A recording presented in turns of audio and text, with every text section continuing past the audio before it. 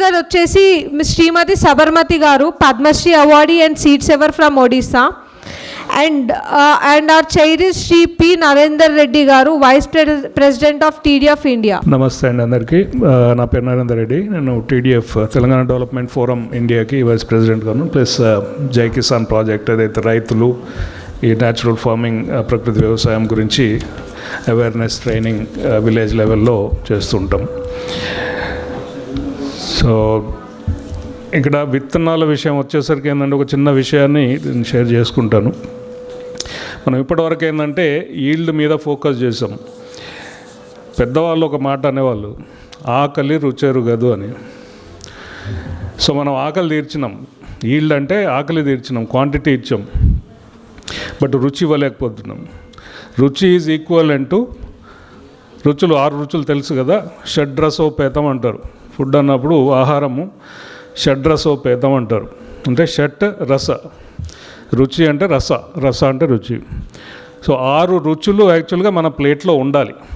మనకి ఇప్పటికీ వేల సంవత్సరాల నుంచి థాలీ సిస్టమ్ ఎందుకు ఇంకా సర్వైవ్ అయింది చీరలాగా, ఎందుకంటే it is a complete meal. అంటే ఒక ప్లేట్లో థాలీలో అన్ని రకాలు వస్తాయి కాబట్టి ఆ షడ్రసోపేతం అనేది మన థాలీలో ఉంటుంది కాబట్టి అది కంప్లీట్ మీల్ అన్నమాట.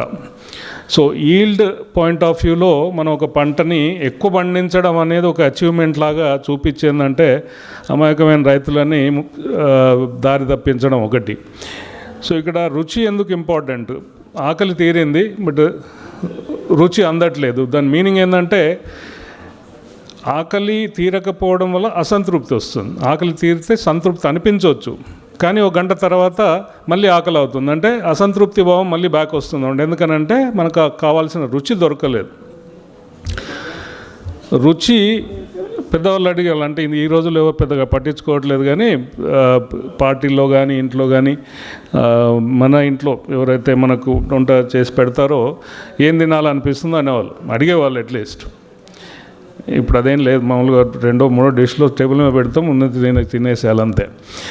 సో ఆ రుచి అనే పదము, రుచి అనే భావం అనేది మాయమైపోయింది. అంటే దాని ఇంపార్టెన్స్ అనేది మన బేసిక్ నాలెడ్జ్లో నుంచి అది తప్పిపోయింది. 6 రుచులు ఏంటి అనేది sweet, sour, salt, pungent, bitter, astringent, ఇవి ఇంగ్లీష్లో. తెలుగు కానీ సంస్కృతంలోకి వచ్చేసరికి ఏంటంటే ఈ తీపి ఏదైతే ఉంటుందో, తీపి తర్వాత ఆమ్లం, మళ్ళీ లవణం, తర్వాత కటు, తిక్త, కషాయ, ఈ 6 రుచులు. అంటే ఈ 6 రుచులు యాక్చువల్గా మన శరీర భాగంలో ఏంటంటే ఒక్కొక్క రుచి ఒక్కొక్క ఏరియాని ఏదైతే టిష్యూ డ్యామేజ్ అవుతుందో దాన్ని రిజ్యువనేట్ చేయడానికి కావాల్సిన ముడి పదార్థాలు ఏవైతే ఉంటాయో వీటిని అడుగుతుంది. రుచి అది ఇండికేట్ చేస్తుంది.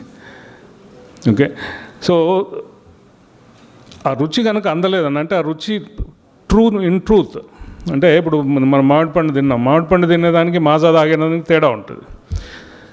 మామిడి పండు అది కూడా అంటే అఫ్కోర్స్ కార్బైడ్ పెట్టి చెత్త చెదారం వేసి పండిస్తే ఇంకా అది ఇది దానికి పెద్ద తేడా ఉండదు. బట్ నిజమైంది అంటే కరెక్ట్గా రైప్ టైంలో తెంపి న్యాచురల్గా నమ్మక పెట్టి కనుక తింటే ఆ తృప్తి అనేది మనం ఇప్పుడు ఇవి 10 తినేదానికి అది 1 తినేదానికి డిఫరెన్స్ ఉంటుంది. అట్లానే మీరు మామిడి పండు తినేది మాజా తినేదానికి తేడా వస్తుంది. ఎందుకంటే ఇది నింపుతుంది, మీకు ఆకలి తీరినట్టు అనిపిస్తుంది, చల్లగా ఉంది, స్వీట్, కడుపు నిండినట్టు అనిపిస్తుంది, కానీ కొద్దిసేపటి తర్వాత మళ్ళీ ఆకలినట్టు అనిపిస్తుంది, అంటే అసంతృప్తి భావం మళ్ళీ బ్యాక్ వస్తుంది అనమాట. ఇప్పుడు మనం ఈ పాలిష్డ్ రైస్ తింటాం, 1 అవర్లో మళ్ళీ తినాలనిపిస్తుంది, కడుపు ఫుల్ ఉంటుంది బట్ ఆకలి ఇంకా కావాలనిపిస్తుంది, ఇంకేదో కావాలనిపిస్తుంది. ఈ అసంతృప్తి భావం ఏంటంటే మెయిన్గా మనము రుచి అనేది అడ్రస్ చేయకపోవడం వల్ల.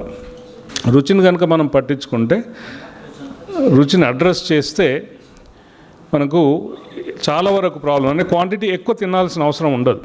ఎక్కడైనా మీరు చూడండి, మీరు నిదానంగా అంటే తినే పేస్, స్పీడ్ ప్లస్ దాన్ని ఎంజాయ్ చేస్తూ కనుక తింటే, రుచి చూస్తే, తినేదాన్ని రుచి చూస్తే శరీరం దాన్ని యాక్సెప్ట్ చేస్తుంది, అప్పుడు అది సాటిస్ఫై అవుతుంది, సాచురేట్ అవుతుంది. సో మనం రోజుకు 4-5 సార్లు తినాల్సిన అవసరం లేదు, 2 సార్లు ఎనఫ్. యాక్చువల్గా ఏకభోజనే యోగి అంటారు, ఒక్కసారి తింటే చాలు యోగిగా అయితే. నిజంగా లైఫ్ ఎంజాయ్ చేస్తున్నానంటే భోగి, 2 సార్లు తింటే భోగి, ద్విభోజనే భోగి.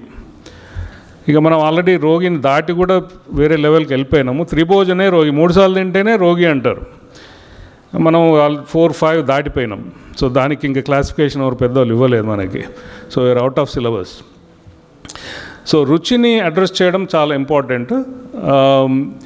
ఈ సీక్వెన్స్ కూడా ఉంది. షడ్రసాలు ఏవైతే ఉన్నాయో వీటికి సీక్వెన్స్ ఉంది. క్వాంటిటీ ఏదైతే ఉందో, అంటే ఫస్ట్ వచ్చేది స్వీట్ ఏదైతే ఉందో అది హైయెస్ట్ క్వాంటిటీ. మనం కార్బ్స్ అంటున్నాం కదా, సో ఆ పదం పూర్తిగా డిస్క్రైబ్ చేయదు. బట్ ఏదైతే తీపి పదార్థం మనం తీసుకుంటున్నామో అది హైయెస్ట్ క్వాంటిటీ. తర్వాత ఆమ్లం, ఏదైతే పులుపు ఏదైతే ఉందో మనం, అందుకని మన దగ్గర ఇప్పుడు మహారాష్ట్రలో ఎక్కువ అది ఫ్లవర్ ఏదో వాడతారు, ఇప్పుడు మన దగ్గర చింతపండు వాడతారు. ఇదంతా కూడా పులుపు. తర్వాత వచ్చేసి లవణం, ఉప్పు పదార్థాలు. దాని తర్వాత చిన్న క్వాంటిటీలో కటు, అంటే స్పైసీ ఏవైతే ఉంటాయో స్పైసెస్. దాని తర్వాత తిక్త, తర్వాత కషాయం అంటే మామూలుగా పిచ్చకట్టుకుపోయినట్టు నోట్లో మనం వేసుకున్నాం. ఇప్పుడు జామకాయ తిన్నప్పుడు ఎట్లా ఉంటుంది, పిచ్చకట్టుకుపోయేది. సో అది కషాయం, తిక్త.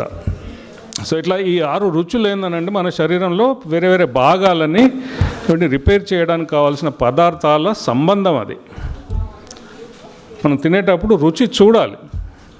రుచి చూడకుండా తినడం వల్ల ఏమవుతుందంటే కడుపు నిండుతుంది, బట్ తృప్తి దొరకదు. ఎందుకంటే దానికి కావాల్సిన ముడి పదార్థాలు మనకు అందట్లేదు. సో ఈ రోజుల్లో మన మార్కెట్లో కొనేవి ఏవైనా, ఇప్పుడు పాలే అనుకోండి, పెరుగు అనుకోండి, లేకపోతే ఇప్పుడు ఈ రోజుల్లో పన్నీర్, భయంకరమైన పన్నీర్, అనలాగ్ అంట, అదేందో మరి తెలియదు. So synthetically made. తర్వాత ఇప్పుడు పండ్లు అయితే ఆర్టిఫిషియల్గా మక్కబెడుతున్నారు కాబట్టి దాని లక్షణాలు పోతున్నాయి, దానిలో రుచి అనేది మాయమైపోతుంది. అది రైప్ కాకముందే తెంపేస్తున్నారు. ఓకే, సో వరి న్యాచురల్ సీడ్, నేటివ్ సీడ్స్ ఉంటే మీకు రుచిలో తేడా తెలుస్తుంది. ఏ రకం మనం వాడతామో ఆ రకాన్ని బట్టి మీకు టెక్స్చర్ ఇంకో విధంగా చూడాలి. యాక్చువల్గా మనం ఏమంటున్నామంటే ఈ పదార్థాలు ఏవైతే మనం తింటున్నామో లేకపోతే వాడుతున్నామో, ఈ పదార్థం అంటాం, అంటే పదము అర్థము రెండు ఉన్నాయి దాంట్లో. ఏదైతే మనం మాట అంటామో, పదం ఏదైతే అంటామో దానికి అర్థం ఏంటి యాక్చువల్గా, ఆ రెండు కంప్లీట్ అయినప్పుడు పదార్థం అవుతుంది. పదార్థానికి మళ్ళీ పదార్థ పంచలక్షణ అంటారు, అంటే 5 లక్షణాలు చూడాలి. యాక్చువల్లీ ఏ పదార్థానికైనా 5 లక్షణాలు చూడాలి. ఇంకా దాంట్లో మొదటిది రస, దాని టేస్ట్ ఏందనేది, ఎట్లా ఉంటుంది టేస్ట్ అనేది, ఎందుకంటే అది దాని గుణాలని డిస్క్రైబ్ చేస్తుంది.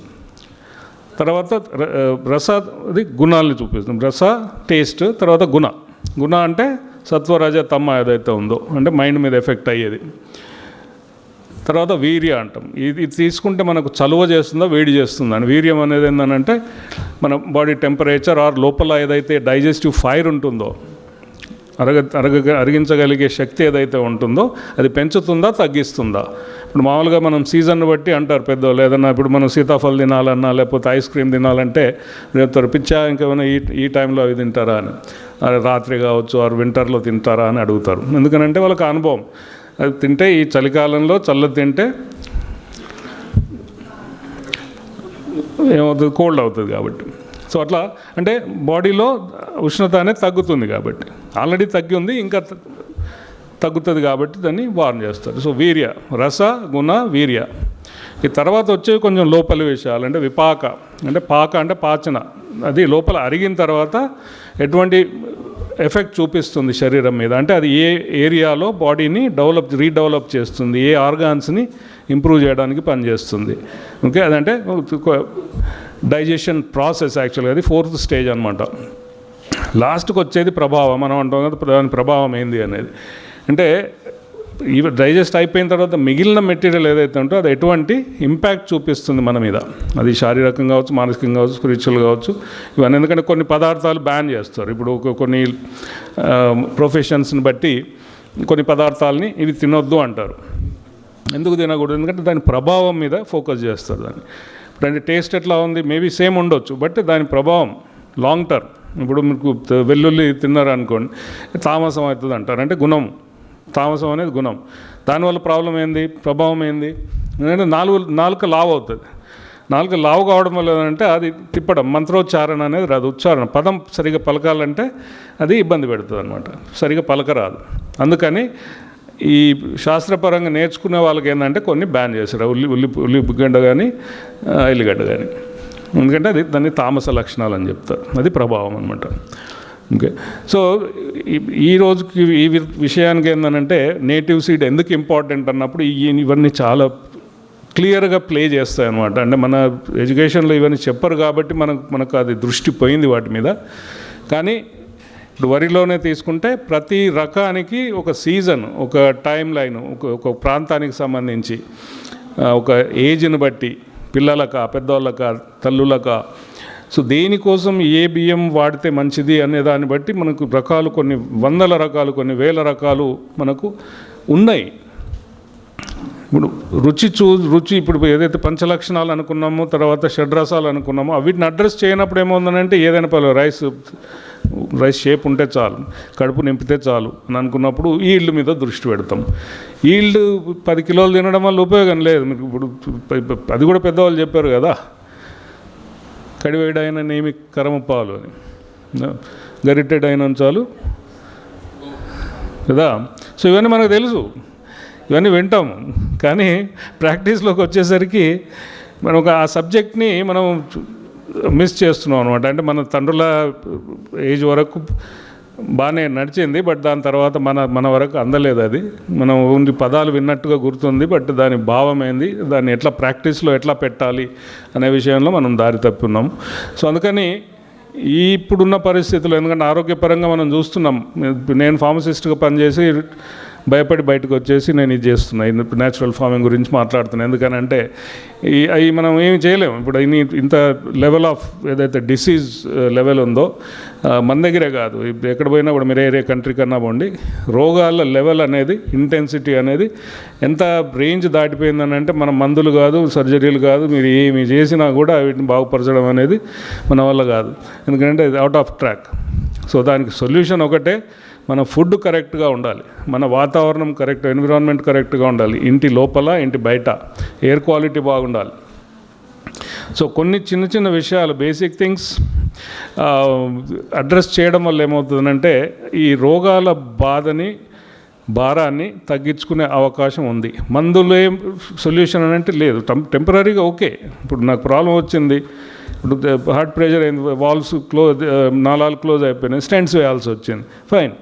బట్ మనం అట్లా వేసుకుంటూ పోతే ఏంటంటే ఆర్గాన్స్ కట్ చేసుకుంటూ డిసెక్షన్ చావకముందే పోస్ట్ మార్టం అయిపోతాడు అన్నమాట. సో అది సొల్యూషన్ కాదు. బట్ మనం ఎంత మ్యాక్సిమం వీలైతే ఏంటంటే ప్రివెంటేటివ్ మెథడాలజీస్ వాడడం మంచిది. కొంత చెమట పట్టించాలి, కొంచెం నడవాలి, కొంచెం తిరగాలి, మంచి ఫుడ్ తినాలి, మంచి రకాలను ఎన్నుకోవాలి. ఎందుకంటే మీకు తక్కువ ఖర్చు ఏం కాదు. మామూలు ఇప్పుడు అవైలబిలిటీ ఉందనుకోండి, చాలా రకాల వరి బియ్యం అవైలబుల్ ఉన్నాయనుకోండి, మంచి మంచి రకాల టేస్టీ కూరగాయలు దొరికాయి అనుకోండి, మీరు ఏదో దొరికింది కదా అని కొనేయడం కాదు, మనం కూడా ఆలోచనతో తీసుకోవాల్సి వస్తుంది. వంట చేసే విధానంలో కూడా చాలా మార్పులు వచ్చినాయి, ఏ టైంలో ఏది తినాలనేది విషయంలో కూడా మార్పులు వచ్చినాయి. మనకి ఇవాళ డిన్నరు 10, 11, 12, ఓకే, అది ఇంపాసిబుల్. నిద్ర సుఖమేరు కదా అనుకున్నాం కదా, ఆకలి రుచేరు కదా, నిద్ర సుఖమేరు కాదు. మీరు 10 to 2 మధ్యలో పడుకుంటేనే మీది నిద్ర, మిగతా టైంలో మీరు 10 గంటలు పడుకున్నా కూడా సుఖం రాదు దాని నుంచి. ఓకే, సో ఇవన్నీ చాలా ఉన్నాయి నేచర్లో, ఏవైతే ప్రకృతి సిద్ధంగా కొన్ని విషయాలు ఉన్నాయో తెలుసుకోవడం మనకు అవసరము. అట్లానే ఈ నేటివ్ సీడ్ని ప్రొటెక్ట్ చేసుకోవడము, వాటిని కాపాడుకోవడము, వాటిని పండించడము, వాటిని అమ్మడము, కొనడం చేయడం అనేది చాలా ఉత్తమమైన రోగాన్ని తగ్గించే విధానం. Thank you. మరిన్ని అప్డేట్స్ కోసం బ్యాక్ టు రూట్స్ యూట్యూబ్ ఛానల్ని సబ్స్క్రైబ్ చేసుకోండి.